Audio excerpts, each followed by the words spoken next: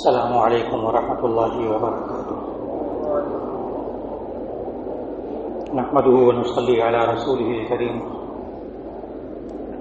اما بعد فاعوذ بالله من الشیطان الرجیم. بسم اللہ الرحمن الرحیم. ولا تطع من اغفلنا قلبه عن ذکرنا واتبع هواه وكان امره فرطا. صدق اللہ العظیم.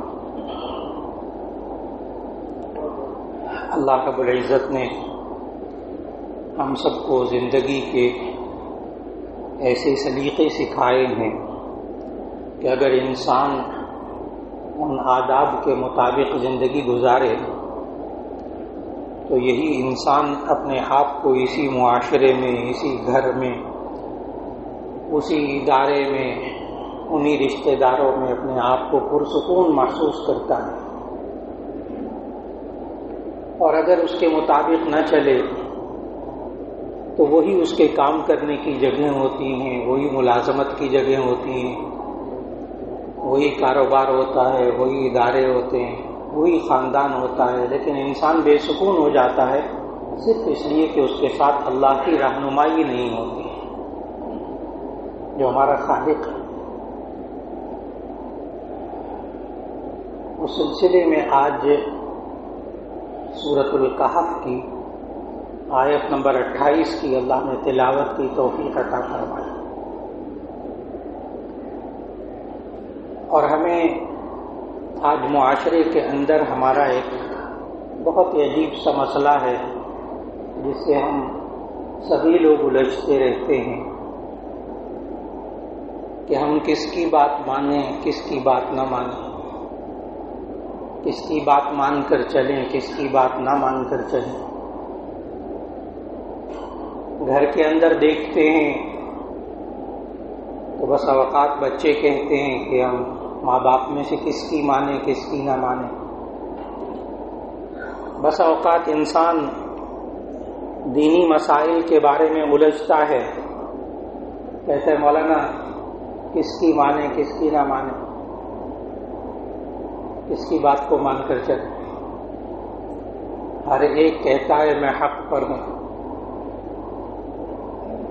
یہ انسان کبھی جسمانی طور پر بیمار ہوتا ہے تو پریشان ہوتا ہے میں کس ڈاکٹر کی بات مانوں. اور بیچارے آج کل جنہوں نے اپنا ڈاکٹر سوشل میڈیا کو بنایا ہوتا ہے، یوٹیوب کو بنایا ہوتا ہے، وہ تو بہت ہی الجھتے ہیں. ایک ڈاکٹر کچھ کہتا ہے، ایک ڈاکٹر کچھ کہتا ہے، میں کس کی بات مانوں. اور اگر ڈاکٹر واقعی حقیقت میں موجود ہو تو تب یہ کہتے ہیں ایک ڈاکٹر کی ایک رائے ہے، ایک کی ایک رائے ہے، میں کس کی مان کر چلوں. کبھی انسان کاروبار میں سوچتا ہے میں کس کی بات کو مانوں. تو میں نے بہت سارے شعبے بتائے کہ انسان زندگی میں ظاہر ہے کسی نہ کسی کی تو بات مان کر چلتا ہے. اور اگر اس کے اندر بات مان کر چلنے کا مادہ ہی نہ ہو، مزاج نہ ہو، وہ دنیا کا ناکام ترین انسان. ناکام ترین انسان. ایک شاگرد کے اندر اگر استاد کی بات مان کر چلنے کا مزاج ہی نہ ہو، بات ہی ختم ہو. ایک ادارے کے اندر ماتحتوں کا اپنے بڑے کا مزاج سمجھ کر اس کی بات ماننے کی لائن ہی اس کے اندر نہ ہو، ادارہ کیسے چلے گا؟ وہ ڈپارٹمنٹ کیسے چلے گا؟ وہ شعبہ کیسے چلے گا؟ آپ ایک فیکٹری سنبھالتے ہیں، جب تک اس فیکٹری میں کام کرنے والوں کا مالک کے اور مینیجنگ ڈائریکٹر کے مزاج کے مطابق بات ماننے کا اس کے اندر جذبہ نہ ہو، سوچ نہ ہو، کیسے کام چلے. لیکن اب سوال یہ کس کی مانیں، کس کی نہ مانیں. اللہ نے اس بارے میں ہماری کیا رہنمائی فرمائی ہے. اور پھر یہ عرض کرتا چلوں کہ جب وہ اللہ کی طرف سے رہنمائی سامنے آ جائے تو اختلاف کی گنجائش نہیں ہو. کوئی مفکر کوئی اسکالر کوئی بات بتا دے، ٹھیک ہے، کہا جا سکتا ہے مجھے آپ کی رائے سے اختلاف ہے۔ جب اللہ کا کلام پڑھ کر سنایا جائے تو پھر گنجائش نہیں رہتی کہ مجھے آپ سے اختلاف۔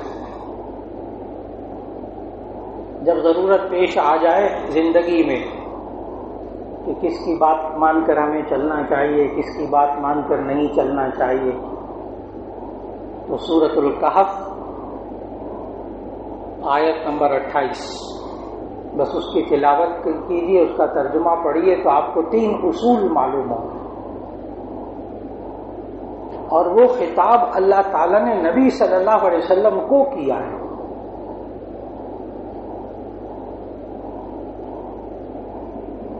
کہ آپ کس کی بات مان کر چلیں۔ الفاظ اس آیت کے یہ ہیں وَلَا تُطِعْ مَنْ أَغْفَلْنَا قَلْبَهُ عَنْ ذِكْرِنَا وَاتَّبَعَ هَوَاهُ وَكَانَ أَمْرُهُ فُرُطًا۔ لا تطع، آپ مت پیروی کیجیے، مت اطاعت کیجیے، مت کہنا مانیے۔ کس کا؟ من اغفلنا قلبه عن ذکرنا، کہ جس کے دل کو ہم نے اپنی یاد سے غافل کر دیا، اس کی بات کو نہ مانا، سوائے گمراہی کے سوائے نقصان کے کچھ نہیں ملے۔ یعنی اللہ کہہ رہا ہے وہ انسان جس کا دل اللہ کی یاد سے غافل ہو، اس کی بات مان کر نہ چلو۔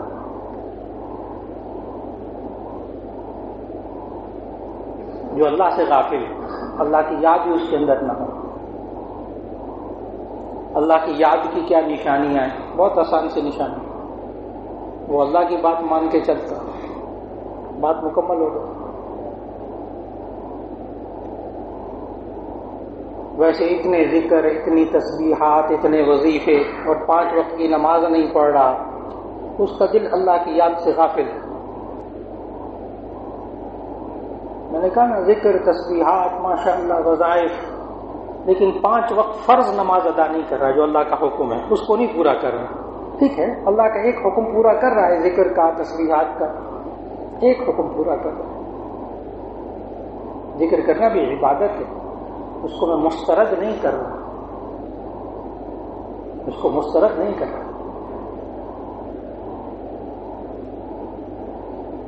اور اگر وہ حقوق اللہ کے ساتھ حقوق العباد ادا نہیں کر رہا تو بھی اس کا دل اللہ کی یاد سے غافل ہے،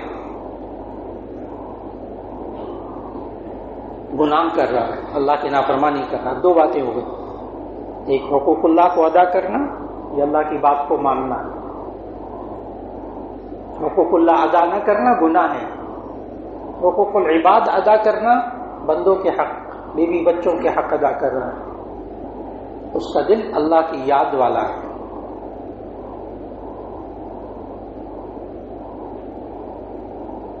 اور اگر وہ نمازیں بھی پڑھ رہا ہے، روزے بھی رکھ رہا ہے، قرآن مجید کی تلاوت بھی کرتا ہے، لیکن ساتھ ساتھ وہ سود بھی کھا رہا، سود بھی لے رہا، سمجھنا ہوگا کہ اس کا دل اللہ کی یاد سے غافل ہے۔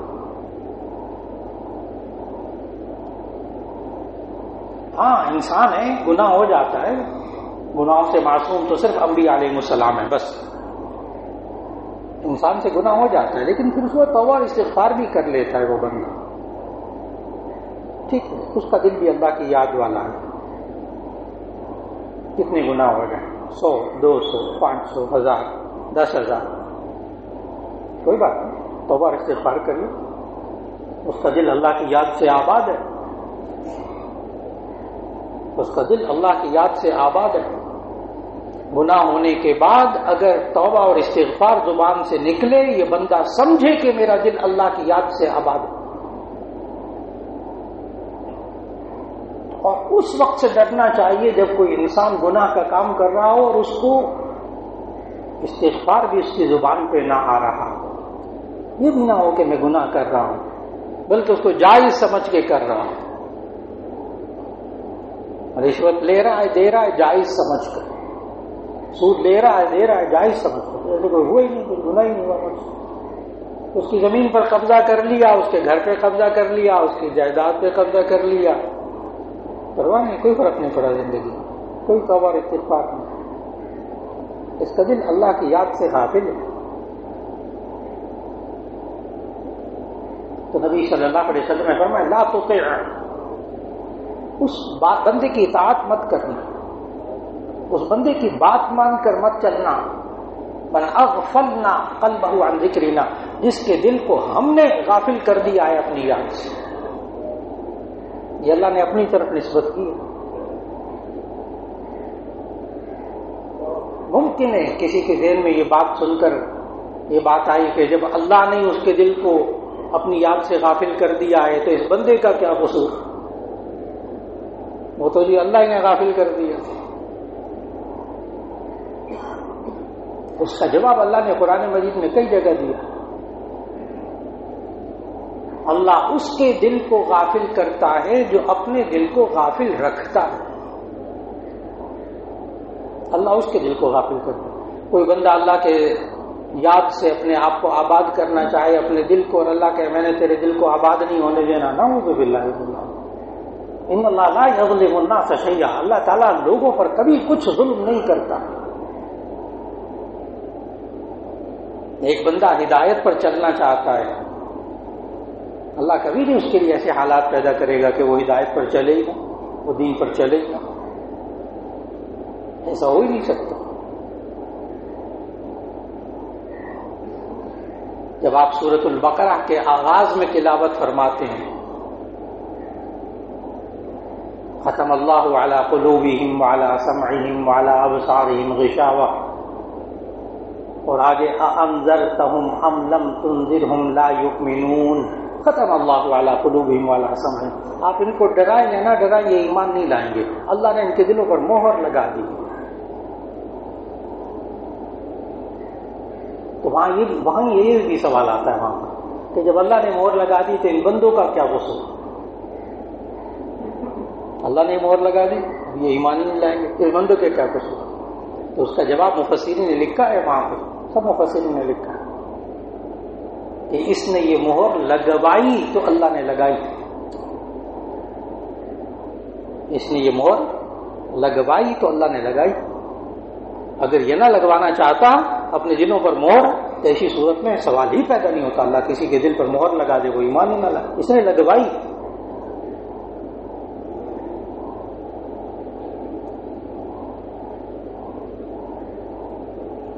آسان سی بات، آپ کوئی بل ادا کرنے جاتے ہیں، سوئی گیس کا، بجلی کا، بینک میں جا کے ادا کرواتے ہیں، بینک والے اس پر بل پر مہر لگا دیتے، اسٹیمپ لگا دیتے۔ اب یہ بندہ کہتا ہے کہ ہمیں میرا بل خراب کر دیا، مہر لگا دی، وہ آگے سے پتہ کیا جواب دیں گے؟ آپ نے مہر لگوائی تو ہم نے لگائی، آپ نہ لاتے ہمارے سامنے تو اس پر ہم نے مہر نہیں لگانی تھی۔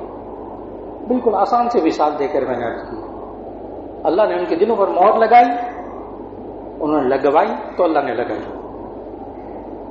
اللہ کبھی کسی کے دل کو اپنی یاد سے خود غافل نہیں کرتا جب تک کہ بندہ خود غفلت میں نہیں آتا، اور یاد سے، اللہ کی یاد سے دل آباد ہونا، اس کا تعلق کہ یہ انسان اللہ کی بات کو مان کر چلتا ہو، اللہ کا دھیان رکھتا ہو، ہر معاملے میں سوچتا ہو، ہر معاملے میں سوچتا ہو کہ میں غلط تو نہیں کر رہا، یہ اللہ اور اس کے رسول صلی اللہ علیہ وسلم کے حکم کے مطابق ہے، اب اس معاملے میں مجھے کیا کرنا چاہیے، اب اس معاملے میں مجھے کیا کرنا چاہیے، اب یہ مسئلہ پیش آ گیا، اس میں اللہ اور اس کے رسول صلی اللہ علیہ وسلم کیا کہتے ہیں، میں ان کی بات مان کر چلوں گا، تو اس کا دل اللہ کی یاد سے آباد ہے۔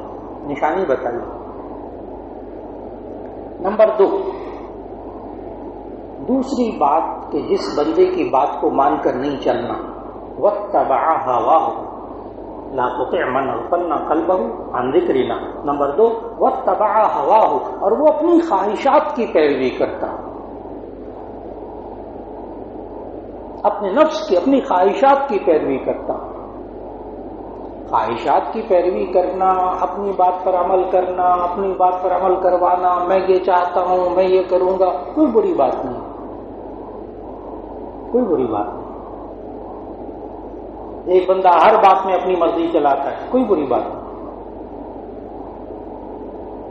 صرف اتنا خیال رکھنا ہے کہ یہ جو اس نے اپنی خواہش کو پورا کیا ہے، یہ اللہ اور اس کے رسول صلی اللہ علیہ وسلم کے حکم کے مطابق ہے یا نہیں. بس اگر حکم کے مطابق ہے تو وہ خواہش پورا کرنا جائز ہے، اگر وہ اللہ کے حکم کے مطابق نہیں ہے تو وہ خواہش پوری کرنا ناجائز ہے. بس اتنی سی سادہ سی بات ہے.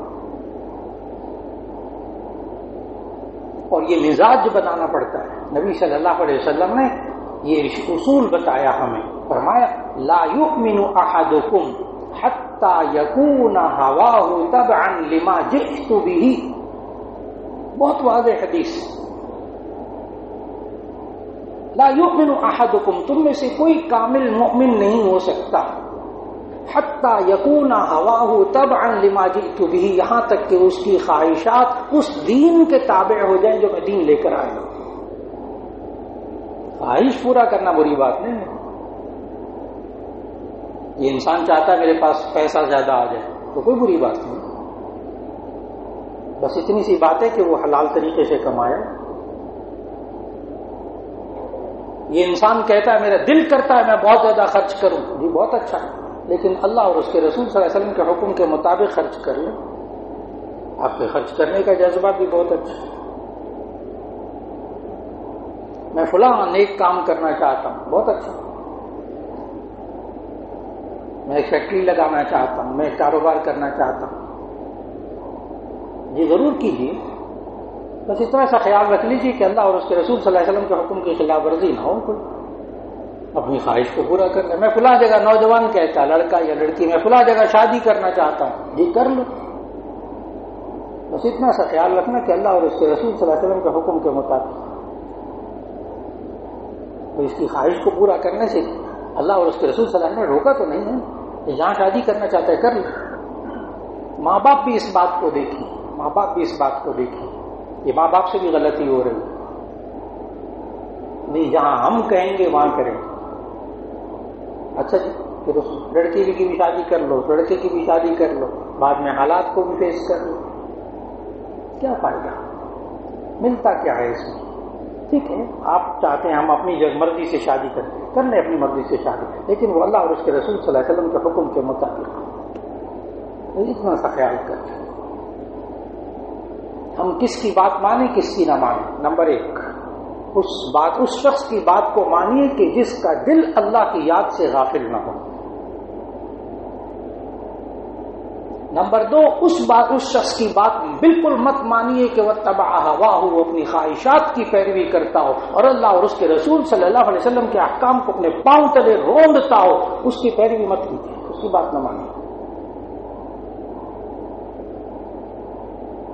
آپ گھر بنانا چاہتے ہیں، بہت اچھا گھر بنائیے، لیکن ایک دوست مشورہ یہ دے رہا ہے کہ آپ سود پہ پیسہ لے لیں. نہ مانیے، نہ مانیے، اس کی بات نہ مانیے. ہاں وہ حلال طریقے سے کہیں سے پیسہ لینے کو کہہ رہا ہے، مشورہ مان لیجیے، اس کا مشورہ مان لیجیے. ہم کس کی بات مانیں کس کی نہ مانیں. نمبر 3، وَكَانَ أَمْرُهُ فُرُطًا، اس شخص کی بات من مانے کہ جس کی باتوں کے اندر حد سے آگے بڑھنا ہے. وَكَانَ أَمْرُهُ فُرُطًا، اس سے جو معاملات ہیں نا وہ حد سے آگے بڑھے ہوئے ہیں. اعتدال نہیں ہے اس کی زندگی میں، میانہ روی نہیں ہے، افراط اور تفریط ہے اس کے اندر. افراط کا معنی ہوتا ہے زیادتی اور تفریط کا معنی ہوتا ہے کمی. یہ بہت لفظ بولا جاتا ہے، افراط زر. آج کل افراط زر ہو گیا، اس کی وجہ سے مہنگائی ہو گئی. ظاہر ہے جب وہ مقدار سے زیادہ پیسہ باہر نکالیں گے، چھاپیں گے، اتنا پیچھے موجود نہیں ہوگا تو افراط زر ہو جاتا ہے. وَكَانَ أَمْرُهُ فُرُطًا، جس شخص کے کام اعتدال پر نہ ہونا اس کی بات کو مت مانیے، چاہے وہ مزاج ہو اس کا. اگر میں اس کے لیے ایک لفظ بولوں نا، ایکسٹریمسٹ، انتہا پسند، بہت آسان آج کل کا لفظ. وَكَانَ أَمْرُهُ فُرُطًا، ہر بات میں وہ اینڈ پہ چلا جاتا ہے، ایک دم اوپر جہاں سے کوئی واپسی نہیں ہوتی. اسی لیے نبی صلی اللہ علیہ وسلم نے دوستی اور دشمنی رکھنے میں بھی اعتدال رکھنے کو کہا. اس شخص سے بچنا چاہیے معاشرے کے اندر، گھروں کے اندر، خاندان کے اندر، کہ جو بندہ دوستی میں جاتا ہے تو انتہا پہ، دشمنی پہ جاتا ہے تو انتہا، بندہ تنگ ہو جاتا ہے اس سے۔ جامع ترمذی کی حدیث، اس میں نبی صلی اللہ علیہ وسلم نے ہمیں بتایا کہ اپنے مزاج کو کیسے ہم بنائیں ایسا۔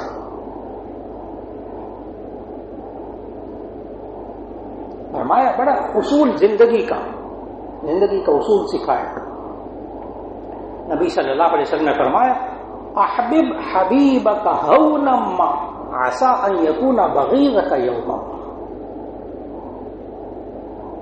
وبغض بغيضك ہونا ما عسى ان يكون حبیبک یوما۔ اس انسان اس اپنا مزاج بنا لے نا اس اصول کے مطابق، بڑا سکھی رہے گا وہ۔ کیا؟ احبب حبیبک ہونا ما، اپنے دوست کو دوست بناؤ ذرا وقار کے ساتھ، آہستگی کے ساتھ۔ عسى ان يكون بغيضك يوما، ہو سکتا ہے وہ کسی دن آپ کا دشمن بھی ہو۔ اب دوستی میں آ کے اس کو کاروبار کے راز بتا دیے، اپنی زندگی کے راز بتا دیے، بیوی بچوں کی باتیں بتا دی، اپنے ذاتی نجی سارے حالات اس کو بتا دیے۔ جب ناراض ہوگا نا وہ بلیک میل کرے گا، وہ تنگ کرے گا پکا پکا۔ کیوں؟ ہم کھل جاتے ہیں، اتنا کھل جاتے ہیں دوستی میں، سب کچھ بتا دیتے ہیں۔ بالکل نہیں، بالکل ایک لائن ہونی چاہیے ہر بندے کی، ایک لائن ہونی چاہیے، ایک حد ہونی چاہیے دوستی کی۔ احبب حبیبک ہونا ما، اپنے دوست سے اپنے محبوب سے محبت کرو، ہونا ما وقار کے ساتھ، آہستگی کے ساتھ۔ عسى ان يكون بغيضك يوما ما، ہو سکتا ہے وہ کسی وقت تمہارا دشمن بن جائے۔ اگلا جملہ وابغض بغيضك ہونا ما، اپنے دشمن سے دشمنی کرو وقار کے ساتھ، آہستگی کے ساتھ۔ عسى ان يكون حبيبك يوما ما، ہو سکتا ہے وہ کسی دن تمہارا دوست بن جائے۔ سارے دروازے مت بند کریں، سارے دروازے مت بند کریں۔ بیٹی کا رشتہ کیا، وہاں حالات پیدا ہو گئے، وہ جی ہم یوں کر دیں گے وہ کر دیں گے، اللہ کے بندے بیٹی ہے، اتنی باتیں کرو کہ جس سے واپسی ممکن ہو جائے۔ بھائی بھائی کی لڑائی ہوگی کوئی بات نہیں، ترتیب سے چلیں، ایسا نہیں ہے کہ وہ لڑائی ہو گئی تو ٹھیک ہے اب ساری زندگی کے لیے ختم سلسلہ، بھائی دوست ہے، نہیں دشمنی کریں۔ ابغض بغيضك ہونا ما عسى ان يكون حبيبك يوما ما، تم دشمن سے دشمنی بھی کرو تو ذرا وقار کے ساتھ، آہستگی کے ساتھ، ایک لمٹ میں رہ کر۔ عسى ان يكون حبيبك يوما ما، ہو سکتا ہے وہ کسی دن آپ کا دوست بن جائے۔ کچھ دروازے کھلے رکھیں ذرا، کچھ کھڑکیاں کھلی رکھیں۔ یہ انسان کا مزاج ہے۔ لہذا ہم زندگی کے اندر کس کی بات کو مانیں کس کی نہ مانیں، تو اللہ تعالیٰ نے ہمیں سورۃ الکہف کی آیت نمبر 28 میں ہمیں اصول سکھائے،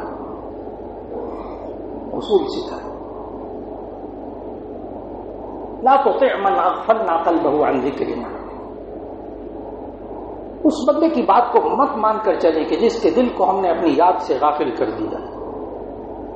واتبع هواه، نمبر 2 وہ اپنی خواہشات کی پیروی کرتا ہے، اللہ اور اس کے رسول صلی اللہ علیہ وسلم کے حکم کو ٹھکرا دیتا ہے، تو اس کی بات مان کر مت چلیں زندگی میں۔ وکان امرہ فرطا، اور اس کے کام اعتدال پر مبنی نہیں ہوتے، زیادتی پر مبنی ہوتے۔ دشمنی کرتا ہے تو اوپر پہنچ جاتا ہے، دوستی کرتا ہے تو بالکل ڈل جاتا ہے، بالکل ختم، سب کچھ اوپر، سب کچھ بتا دیا نا۔ بالکل اسی طرح اگر ہم معاشرے کے اندر یہ دیکھیں کہ شوہر بیوی کی بات مانے یا بیوی شوہر کی بات مانے، تو اس میں بھی یہ 3 اصول سامنے رکھنے ہیں۔ اگر وہ گناہ کا حکم دے رہا ہے شوہر یا بیوی، ایک دوسرے کی بات کو نہ مانے۔ واتبع هواه، اپنی خواہش پوری کریں، یہ نہیں دیکھ رہے اللہ اور اس کے رسول کا کیا حکم ہے، نہ مات مانے ایک دوسرے کو۔ وکان امرہ فرطا، یہ ایکسٹریمسٹ ہونے کی کوشش کر رہا ہے، میاں یا بیوی، نہ مانے۔ بالکل اسی طرح ہم زندگی کے اندر اپنے دوستوں سے، اپنے ساتھ اٹھنے بیٹھنے والوں سے کیسے، کب ان کی بات کو مانیں۔ 3 چیزیں دیکھ لیں بس۔ نمبر 1، کیا یہ بندہ اللہ کی یاد سے غافل تو نہیں ہے، یہ گناہ کی زندگی میں تو نہیں مجھے لے جا رہا۔ واتبع هواه، یا ٹھیک ہے اپنی مرضی پوری کر رہا ہے، مرضی پوری کرنا بری بات نہیں، بار بار عرض کروں گا مرضی پوری کرنا بری بات نہیں ہے، صرف اتنا سا خیال رکھنا ہے کہ وہ مرضی اللہ کے حکم کے مطابق ہوگی۔ آپ گھر بنائیں، فیکٹری لگائیں، آپ کمائیں، آپ ملازمت کریں، آپ سفر کریں، سیر پہ جائیں، تفریح پہ جائیں، کھائیں پئیں، لباس پہنیں، کمائیں، لیکن اپنی مرضی پوری کریں اللہ کے حکم کے مطابق۔ بالکل اسی طرح دینی معاملات میں صرف اس کی بات کو مان کر چلیں کہ جس کا دل اللہ کی یاد سے غافل نہ ہو، اور اللہ کی یاد سے غافل ہے سوال ہی پیدا نہیں ہوتا، کتنا بڑا بزرگ بنا کر اپنی شکل سامنے آ جائے نہیں ماننی بات اس کی۔ جیسے حضرت شیخ عبد القادر جیلانی رحمۃ اللہ علیہ کے سامنے ایک نورانی شخص آیا، خود انہوں نے لکھا چونکہ واقع، ورنہ وہ ذکر ہی نہ کرتا میں، اتنے بڑے بزرگ، ان کے سامنے ایک نورانی شخصیت آئی۔ شیخ عبد القادر جیلانی کہتے اس نورانی شخصیت نے مجھے کہا کہ عبد القادر جیلانی آج سے تجھے نمازیں معاف، تو اللہ کا بڑا مقرب بندہ بن گیا ہے۔ شیخ عبد القادر جیلانی رحمۃ اللہ علیہ کہتے میں نے کہا اعوذ باللہ من الشیطان الرجیم لا حول ولا قوت الا باللہ العلی العظیم، وہ چیخیں مارتا ہوا پیچھے بھاگا، کہنے لگا اے عبد القادر جیلانی تجھے کیسے پتا چلا کہ میں شیطان ہوں؟ میں تو بڑا نورانی شخصیت بنا کر آیا تھا، تجھے کیسے پتا چلا میں شیطان ہوں؟ شیخ عبد القادر جیلانی کا جواب سننے والا ہے، کہنے لگے میں نے اس طرح پہچانا کہ سب سے زیادہ محبوب تو حضرت محمد صلی اللہ علیہ وسلم تھے اللہ کو، ان کو نمازیں معاف نہیں ہوئی، مجھے نمازیں کہاں سے معاف ہوگی؟ میں سمجھ گیا تو شیطان ہے، میں سمجھ گیا تو شیطان۔ اب شیطان کا اگلا جال دیکھیں، اگلا جال، شیطان کہنے لگا شیخ عبد القادر جیلانی رحمۃ اللہ علیہ کو، عبد القادر جیلانی آج تجھے تیرے علم نے تجھے بچا لیا، آج تو بڑا عالم ہے نا، پڑھا لکھا ہے، آج تیرے علم نے تجھے بچا لیا۔ شیخ عبد القادر جیلانی نے فوراً اللہ نے ان کو جال سے نکالا۔ شیخ عبد القادر جیلانی نے کہا میرے علم نے نہیں بچایا، میرے اللہ نے بچایا، ورنہ پھر وہ علمی تکبر میں مبتلا کر کے چلا تھا، تو بڑا علامہ بچ گیا اپنے علم کے ذریعے، وہ پھر جال چھوڑ کے جا رہا تھا۔ اللہ رب العزت ہمیں معاشرے کے اندر یہ دیکھنے کی توفیق عطا فرمائے کہ ہم کس کی بات مانیں، کس کی نہ مانیں۔ وآخر دعوانا الحمدللہ۔